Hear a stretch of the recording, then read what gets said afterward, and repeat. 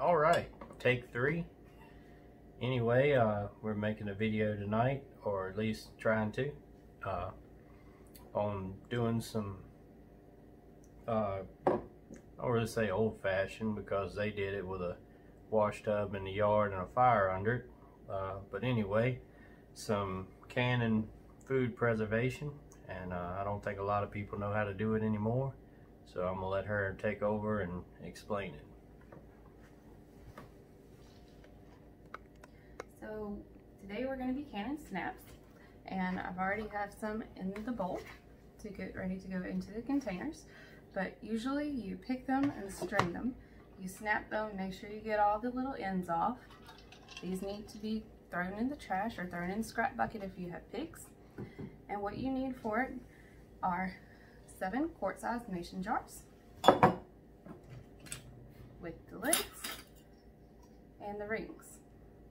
You also need salt, a half a teaspoon measured, and a mere 7-quart pressure cooker. So these have already been washed and drained, and we're going to put the salt in first. It's a half. Alright, so it's a half a teaspoon per quart. All the jars have been washed and sterilized prior to this video. You make sure you get all the soap out of it. If not, you're going to have some really funny tasting string beans.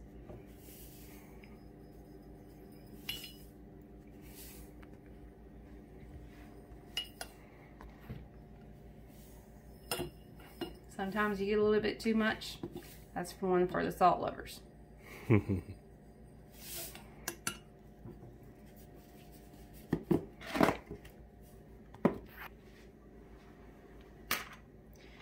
Then you can take your funnel for your jar filler, place it in, and with washed hands, you fill your jars.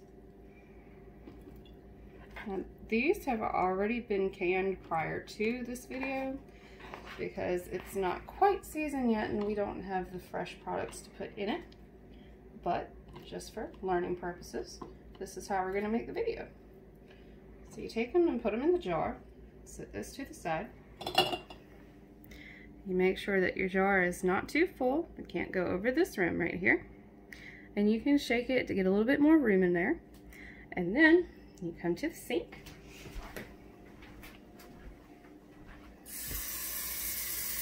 Fill your jar to that same rim. And you can shake it and make sure it's no air bubbles in it. Some people take a shish kebab stick and stick it down between it when they're doing squash. You can do this the same way. And you continue to fill the rest of your jars the same way. Okay, so now we have all the jars filled, the water is in them, and we're making sure that all the air bubbles are out. The canning kit that we have also comes with this stick where you can take it and chuck it down in there and make sure all of your air bubbles are out. It works really well with squash because they tend to hold a lot of air bubbles. If you have air bubbles in it when you go can and the pressure comes up, then it will not seal properly and then you will waste all your time and lose your food.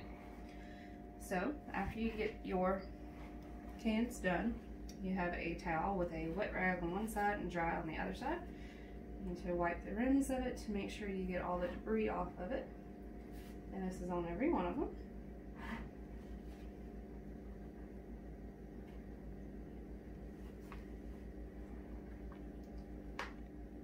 It's important to make sure that they're clean because the glue on the back side of the top is what makes it seal and preserve. So there's the wet side, the dry. It's also important to make sure you inspect your jars before you start. Make sure that they're not cracked because if they are, you'll end up with broken glass when you open it. And some really overcooked string beans. So now that everything is wiped down and dried off, you have your lids. 7 lids. These came with ball lids. And this is what the back side looks like and has the glue around it. You need to take them and wash them with hot water. A lot of people boil the water, but I don't.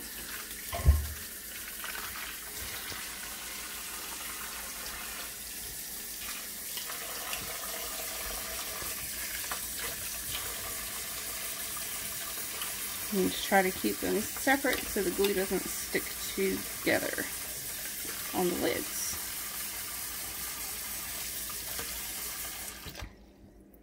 After that, you come back to your jars.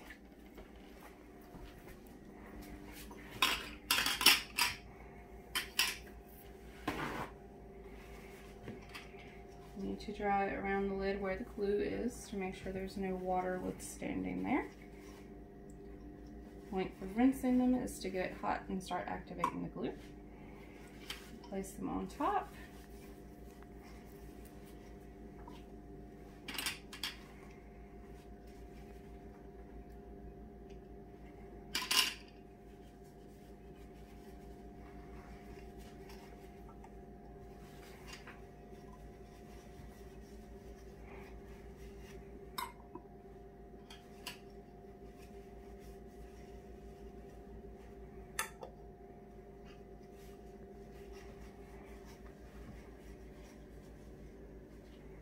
Try to make sure they're all sitting the right way.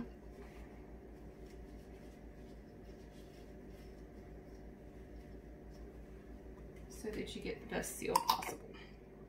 So now that all of them are sitting, you have your rings that were already pre-washed, and they just screw down on the top.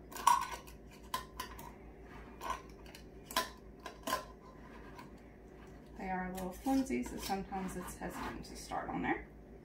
You want to hand tighten them, but not too much.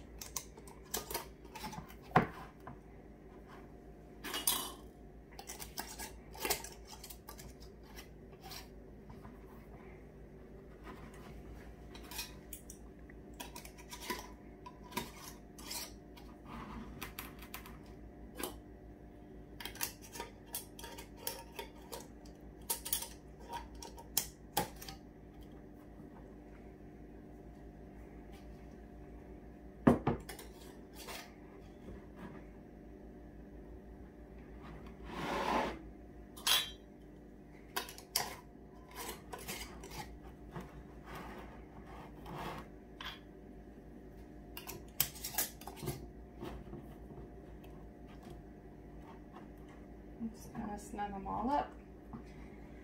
If you don't have a lot of hand strength, this kit also comes with a wrench, and it's used for tightening or loosening of the rings.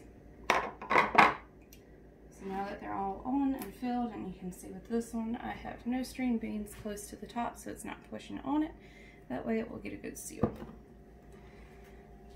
You go to your pressure cooker and you put in 2 quarts of warm water.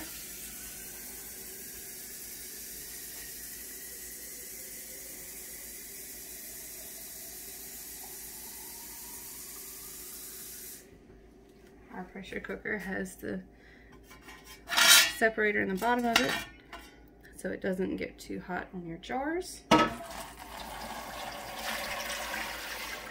If you put too much water in it, then it pulls out the top and your jars will not seal.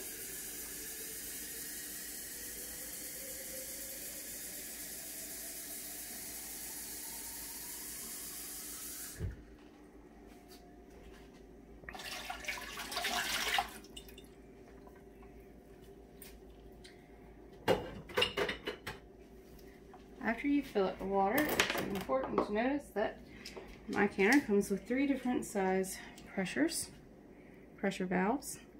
This one is a 5-pound, a 10-pound, and a 15-pound. The old style have it written on it, and some of them you can flip around.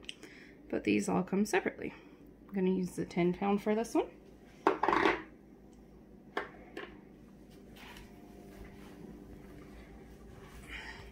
You grab the top of your pressure cooker, and this is your seal. You need to make sure that your seal is clean and that there's nothing sticking behind it, no old food or dirt that gets behind it from settling in the cabinet. This is where your pressure valve goes, and it's important to blow through this and make sure that it's clear so your pressure cooker doesn't blow up and take out your cabinets.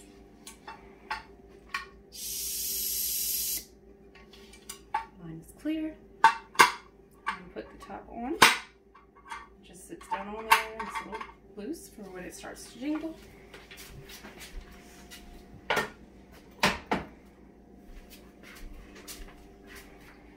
Now I'm going to take my pressure cooker to the stove.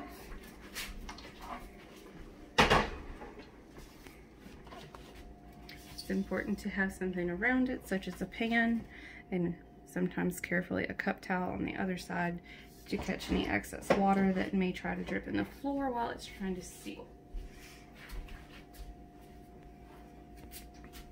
You take your jars and place them in carefully. You can see mine has rings on it from where it's been used in the past. It helps you find your placement. And if I remember right, you don't want them touching, right? That's right, you don't want them touching. They can touch the sides, but not each other. We've also canned potatoes this year, which was new for us, but it turned out really well. And we're excited to continue that. So one sits in the middle and the others go around.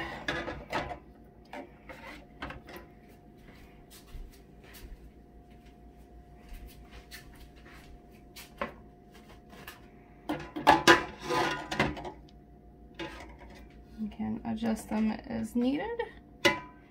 Again, to make sure they're not touching.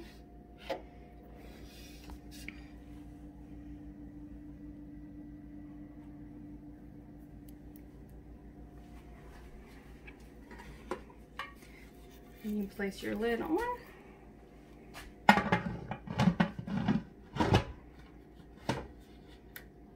And it has arrows to make sure you're in the right place. It has been a little while since I used it, so I have to make sure that we put it on right.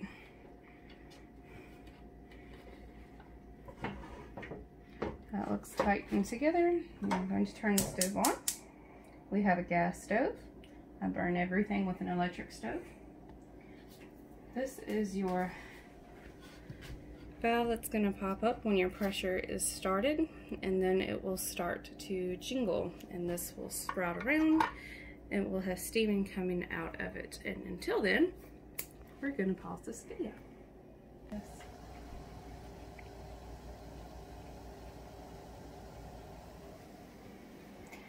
So while it's building up pressure, sometimes you'll see it dripping water. It's also why I have a pan right here so it doesn't go between my cabinet and my stove. Sometimes it can also leak on the other side, which is why I usually place a cup towel right here, but it's not dripping there yet. You can hear it bubbling and squeaking. It sounds almost like a creaky door. And you can also see that this is not raised yet. Make sure you don't turn it the opposite way, because if you do, it's going to hurt really, really bad. But while we're waiting on that to finish the pressure, I figured we'd let you know some of what we used. Because we didn't have the fresh string beans to use for the video, we used the cans, and we weren't expecting it to take that much. But we actually have 4 50-ounce cans of string beans and 1 14.5-ounce can of string beans. And they are mixed brands, but they're all string beans, and I'm sure they'll all still taste the same. Something else that came in the kit is your jar puller. And you hold it at the top, and this comes around your jar and holds it like this, so you can take it and pick it up without burning your hands. Or worrying about dropping it. And you were talking about using frozen. Yes, if you don't have a garden and you want to still can your own snaps because they keep longer and you may not have to worry about your freezer going out, when you can them, they're usually good for at least 3 years or longer. If you store them in a darker place, then you usually get a couple more years out of them. You want to make sure that you store them in an area where they cannot freeze, because if they freeze, they will bust. But using the canned ones, they're already cooked. And if you use the frozen ones, they're not cooked, because that way it's a little bit more fresh If you use the ones out of the garden, they suggest doing it within 24 hours to preserve the freshness. And if you get them out of the garden, you need to string them and refrigerate them within, I think it's 4 to 6 hours to keep the maximum amount of freshness. And we can do some stringing videos when we have snaps. Get your kids involved. Alright, now we got some steam going. So what are we waiting for now? We're waiting for our pressure indicator to come up. And after that, shortly after, it will start to jingle. And it was like 10:01 by that clock when we started. Now.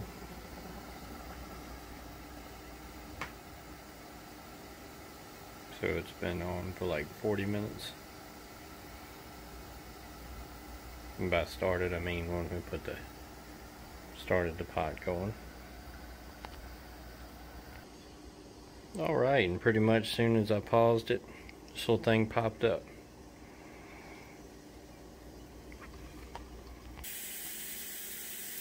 So it's finally built up pressure and it's now starting to jingle. You'll notice as you walk across the floor, it does it more. And as tempting as it is, try not to do that a lot. So if you are canning fresh snaps or frozen snaps that have been thawed, then you need to put your timer between 25 to 30 minutes after it starts jingling good. And the older ones jingle more than the new ones, and this is about all this one does. So the canning kit came with a timer, and you're supposed to cut it on 30 minutes, but mine has already been cooked. So I'm going to cut it on 20 minutes so it can build up the pressure and still seal.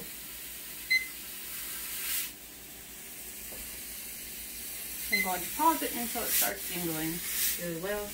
I'll give it a couple more minutes and then we'll start it back.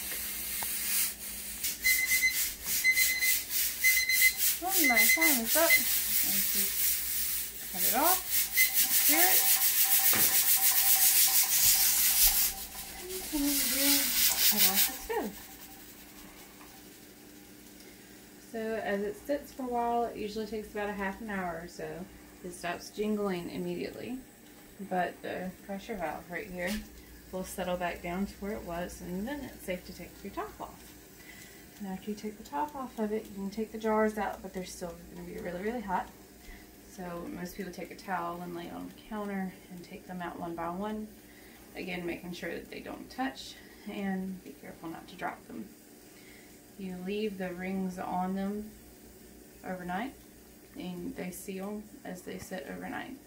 And you can take the rings off of them, and as long as everything went well, then they should stay sealed. And then you can keep them for the next 3 to 4 years or so. Do you have anything to add? And the lids are not reusable. Yeah, so the lids are not reusable, but the rings are. You can buy the lids at Dollar General. They have different names of them, so just make sure you get the right size for your jar. Because it's the difference between the wide mouth and the regular.